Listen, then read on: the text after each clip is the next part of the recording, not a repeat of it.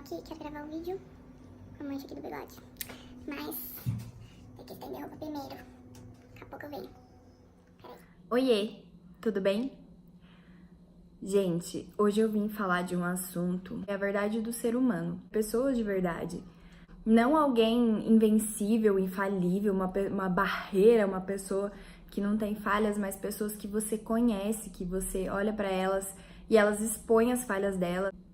E eu acredito que no nosso meio é isso que traz esperança. Você olhar para um ser humano que consegue liderar uma igreja, que consegue liderar pessoas, que consegue ajudar outras pessoas a resolver problemas e elas são de verdade.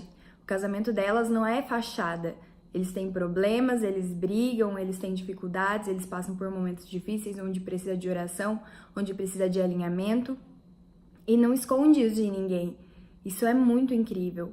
É claro que é importante você saber com quem você vai se abrir e ter ambiente seguro, não sair falando pra qualquer um, mas também não fingir que aquilo não existe, sabe? Vou falando um pouco mais e eu espero que no decorrer do vídeo vocês consigam entender um pouco mais a respeito disso. E o texto base que eu vou usar hoje é 1 João 1:8 e 10. Vou ler aqui na minha Bíblia linda que eu ganhei do meu marido. Essa é a versão NVI, tá? Se afirmamos que estamos sem pecado, enganamos a nós mesmos e a verdade não está em nós. E versículo 10. Se afirmamos que não temos cometido pecado, fazemos de Deus um mentiroso e a sua palavra não está em nós. Então começa por aí. Deus afirma que nós somos maus. E se nós ficamos gastando tempo tentando provar o contrário, a verdade não está em nós. Segundo, fazemos Deus de mentiroso.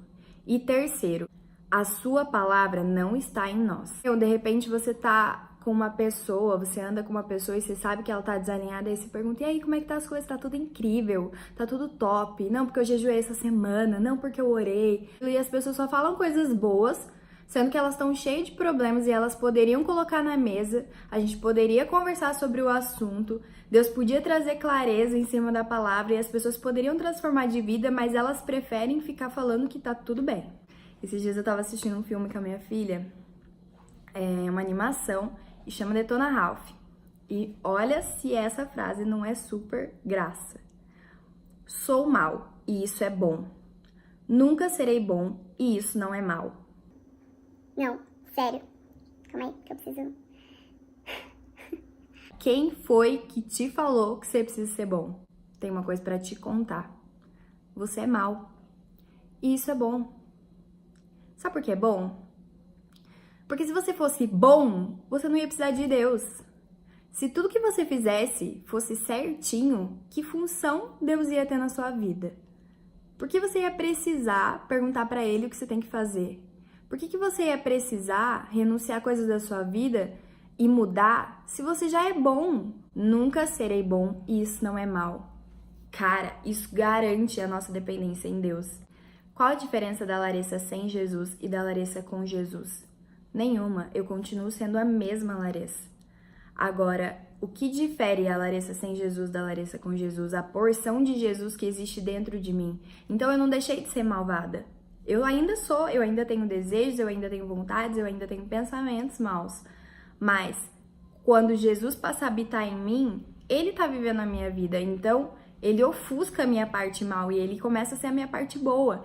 E qual a vantagem disso? Que eu nunca vou poder ficar longe dele, que eu nunca vou poder expulsar ele da minha vida, porque se ele for embora, acabou, eu volto a ser tudo que eu era antes. Eu piro em saber o quanto eu sou limitada, porque isso me faz completamente dependente de Deus. Vocês querem exemplo? Na prática? Beleza.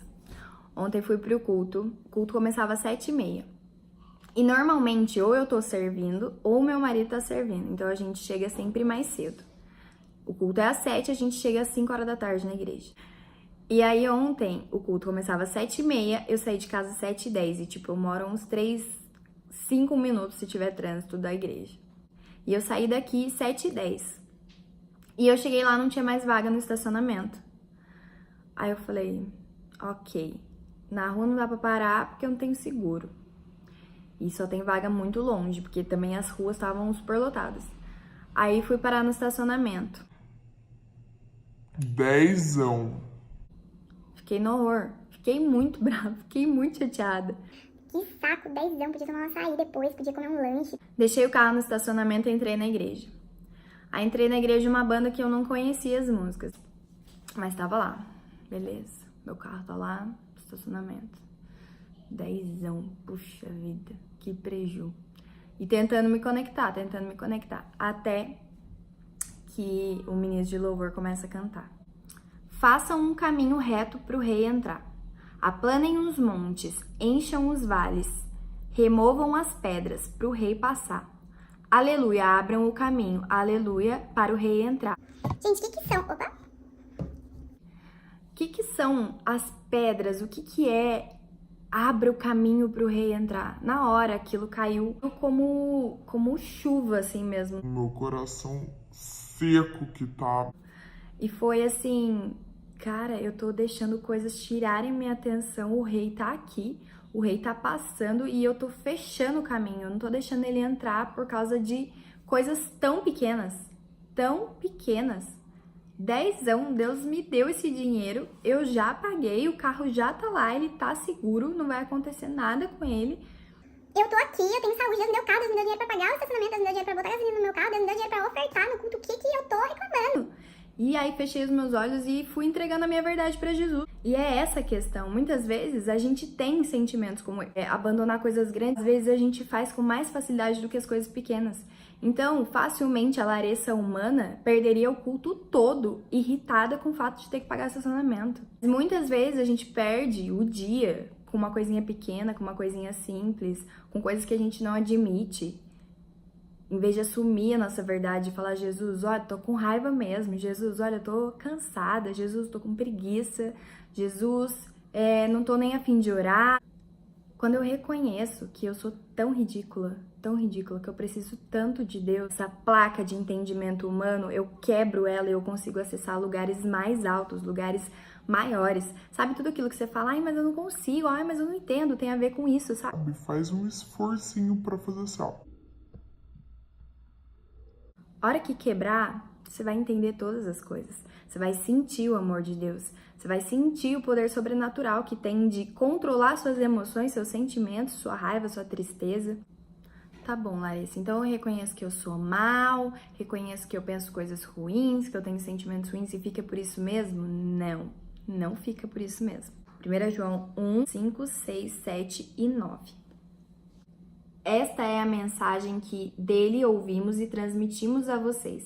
Deus é luz, nele não há treva alguma. Se afirmamos que temos comunhão com ele, mas andamos nas trevas, mentimos e não praticamos a verdade. Se, porém, andarmos na luz, como ele está na luz, temos comunhão uns com os outros, e o sangue de Jesus, o seu Filho, nos purifica de todo pecado. Se confessarmos os nossos pecados, ele é fiel e justo para perdoar os nossos pecados e nos purificar de toda a injustiça. Então é muito simples. Você assume quem você é, você reconhece quem você é, você reconhece que você precisa de Jesus, que Deus é luz e que se você andar com ele, convidar ele para andar com você, essa luz vai passar a habitar em você. Você vai conseguir vencer o seu corpo, a sua alma, os seus sentimentos, as suas limitações. Mas você precisa ser de verdade. Por favor, tira essa capa de santidade. Você não precisa usar ela com Jesus. Você não precisa usar ela num ambiente saudável, num ambiente seguro. A bondade não vem de nós, a bondade vem dele. Porém, entramos numa outra esfera. Subjetividade. Ok? Existem pessoas que elas são, por natureza, mais educadas, mais comportadas, pessoas que estudaram mais, pessoas que são mais cultas, pessoas que falam mais gírias. Então, assim, respeite a subjetividade de cada um. Existem pessoas que são doces, são amorosas, elas não estão fingindo, elas têm que ser de verdade, elas não precisam também começar a falar um monte de gíria e ser grosso com as pessoas para parecer que elas são de verdade. O fato é, seja você quem é você de verdade. Eu fui criada com 3 homens. Por natureza, eu não sou uma menina toda delicada. Eu tenho buscado a minha feminilidade. Pessoas têm me ajudado a me descobrir, a ser a melhor versão de mim mesma, mas, por exemplo, a história que eu carrego com o meu marido é uma história muito louca. E eu não tenho que fingir e pintá-la de rosa pra mostrar pras pessoas que é bonitinho ou fazer parecer que é uma coisa diferente. Eu só tenho que ser quem eu sou. Então a gente carrega uma verdade e essa verdade liberta pessoas. Mas talvez se você é uma pessoa que nunca fez nada de errado e você carrega uma história doce e linda, você também não tem que se envergonhar. Deus vai usar a sua história na vida de pessoas que a minha história não vai alcançar. Por isso que a gente tem que ser de verdade. Teve um Fire que a Marty Duke ministrou e eu fiquei assim, destruída, arregaçada, e eu chorei muito e eu ria. E é tipo assim, era aquela coisa de suor misturado com choro, com lágrima, com ranho, era desse nível. Ridícula. Mas assim, aquela era a minha verdade. E teve um segundo assim que eu olhei e vi a minha sobrinha Lilian Barreto, quem não conhece, dá uma olhada lá no Instagram dela, que ela é uma princesa, tá? Ela saiu, né, do culto toda plena, tipo, ela foi tocada pelo Espírito Santo, ela recebeu coisas novas, mas ela saindo plena, assim, ó. Aí os meus olhos acompanharam, né? Deus, quer que eu não consigo ser normal? Quer que eu não saia igual a Lilia? Por quê? Porque eu não preciso de duas Lílias. Porque eu preciso de uma Larissa e de uma Lília. Porque ele precisa de uma Júlia, de uma Gabriela, de uma Fernanda, de um Lucas, de um Mateus, de um Gabriel, de um Felipe. Ele não precisa de duas pessoas iguais. Ele quer que você seja quem ele te criou para ser. Talvez João era bulinado pelos outros discípulos, porque ele devia ser doce, amável, amoroso. Pensa Pedro, grosseirão, perto de João. Não quer dizer que você vai ser, que todos vão ser iguais. Quando a gente fala de ser uma cópia de Jesus, tem a ver com Jesus ter várias facetas. Ele não é um só, ele se move, ele é criativo. Ele fez cada um de nós diferente uns dos outros, a gente simplesmente precisa aceitar A nossa verdade!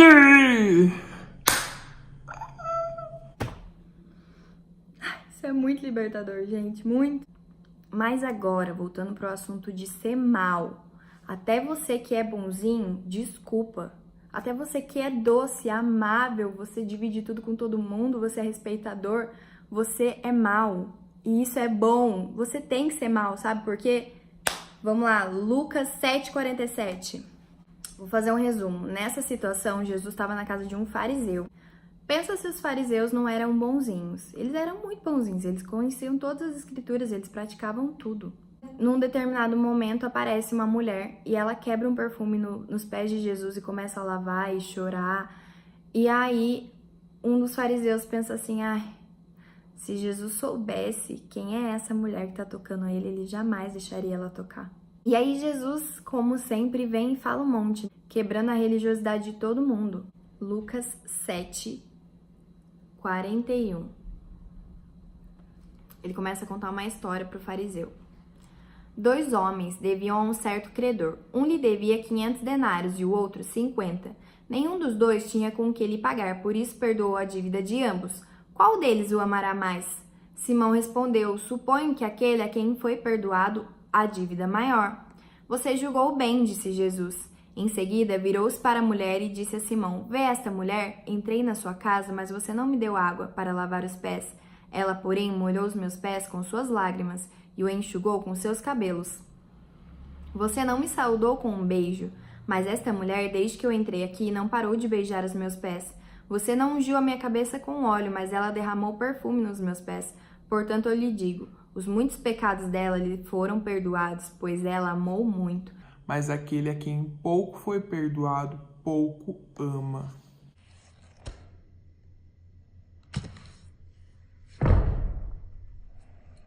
Aquele a quem pouco foi perdoado, pouco ama.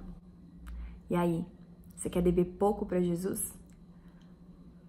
Ou você tem motivos para falar, eu devo pra caramba? E como afirmar que você deve pra caramba se você não reconhece seus pecados? Você vai estar falando da boca pra fora. Muita gente, a gente faz essa pergunta. E aí, quais são os seus pecados? A pessoa... Muitos! Tá, mas nomeia eles. Fala aí, você tem coragem? As pessoas têm vergonha. Alguém disse para essas pessoas que elas tinham que ser boas, que elas não podiam ter falhas, que se alguém de baixo olhasse para ela e visse falhas, eles iam falar: ah, não, esse Jesus aí não funciona. Caramba, se nós todos somos seres humanos, nós todos temos falhas. Vamos reconhecer, gente. Vamos reconhecer aquele que foi muito perdoado, muito ama. Cadê os meus pecados para ser perdoado? Se eu não reconheço eles, eu nunca vou ser perdoado. E aí eu vou amar pouco. Gente, eu tô pirando nisso. De verdade, eu não alcancei a plenitude nisso.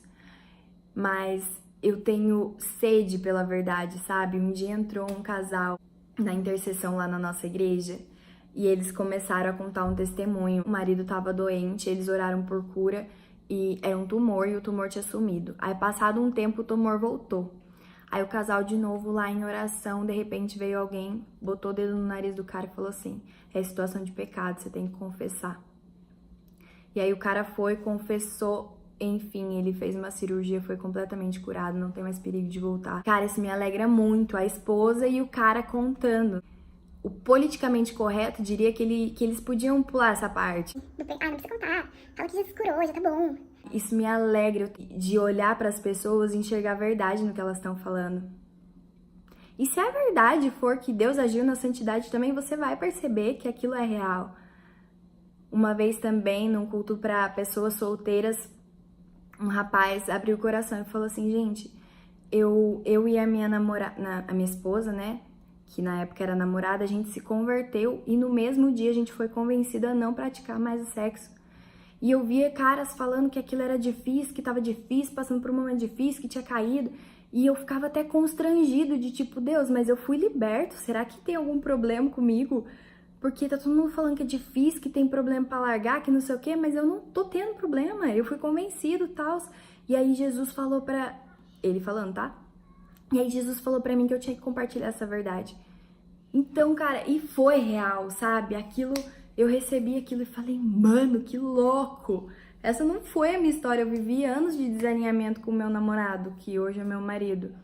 A nossa filha é fruto de um relacionamento desalinhado antes do casamento. Mas nos últimos anos a gente também conseguiu alinhar, a gente viveu 2 anos consagrando realmente o tempo a Jesus e a gente vem desfrutando disso dentro do nosso casamento. Então, assim, seja de verdade.